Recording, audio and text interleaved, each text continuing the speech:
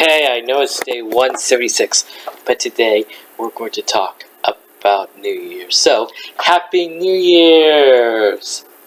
Now, tell me, aside from the balloons and a party and eating and maybe drinking a little too much, what is the one thing that just about anyone thinks of when it's New Year's? No, it's not the hangover from the night before. But judging from all the letters I get, I say it's making those New Year's resolutions. You know, those important promises that we make to ourselves at the beginning of the new year. We vow that we're going to make a changes for the better. The problem is, we drop those resolutions faster than pine needles falling from a Christmas tree. People say to me all the time, Eric, my New Year's resolution is to start dealing meal. Well, why do I have to wait until New Year's Day to start eating healthy? What's wrong with right now? The problem with this do or die self-promise is that we often set ourselves up for the big fall. We make promises that are too high in power or unrealistic to keep. Then, when we break these promises, we feel worthless. What does resolution actually mean? Well, resolution is an active resolve, a determination for a specified course of action. There are other meanings for this word in the political sense. But for our purposes, this definition will do. Now, I don't see anywhere where it says that our resolution is where you make unreasonable promises to yourself. And also does it say that if you break these promises, you are the lowest of the lowlights in the world. You are useless, and you can't do anything good anyway, so why bother? I just don't see that definition, and yet that's exactly the way we view the word of resolution. We'll all do it. We set unreasonable goals for ourselves. We make lofty promises to change that we know are not realistic. What we're doing is really setting ourselves up for defeat. We have doomed ourselves from the beginning. Cut ourselves off at the knees before we even begun the race. Now's the time on this day to forgive and forget and get real about what it is we want to change about ourselves. Making a change is always a difficult thing.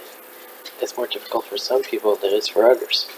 That's why whenever you make these resolutions, you have to look at yourself honestly and say, what am I capable of doing? Now, I'm not saying that I don't want you to expand your horizons. You should continually try to reach beyond your grasp. But as Clint Eastwood always says, a man's gotta know his limitations. There's a lot of truth in that thing because if you expect too much of yourself, you're sure to be unsuccessful. So when it comes to making resolutions, be realistic and adventurous at the same time. I mean, if you promise yourself that you're going to lose 30 pounds in a week, well, you're barking up the wrong tree, because it's just not going to happen. Instead, say to yourself, this is how much I weigh now. This is where I would like to be, and I'm going to get there by eating healthy and exercising. Then take out your deal meal and follow it. You won't be disappointed, I promise. How about the resolution to quit smoking?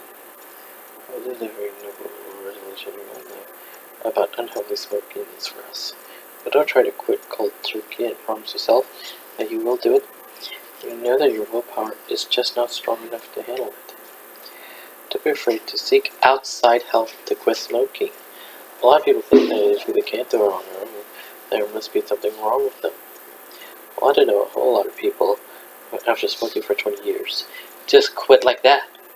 There are some people who can do it, but there are the majority who can't. So don't be afraid to try to patch, or go to the doctor because it will help to quit. This is not a sign of being weak. It means you're smart. Finally, you have to realize we're all human. We make mistakes. If you say to yourself, I'm never, ever going to eat chocolate ice cream again, I can almost guarantee you will break that promise. Why set yourself up for the heartbreak? Instead, promise yourself that you will limit your portions of chocolate ice cream, and the odds are greater that you will be successful. Make your resolutions ones that will last you a lifetime, so that when New Year's Day does roll around, and you're feeling a little groggy and hungover, the only resolution you'll have to worry about breaking is not to party as much next year. Happy New Year's.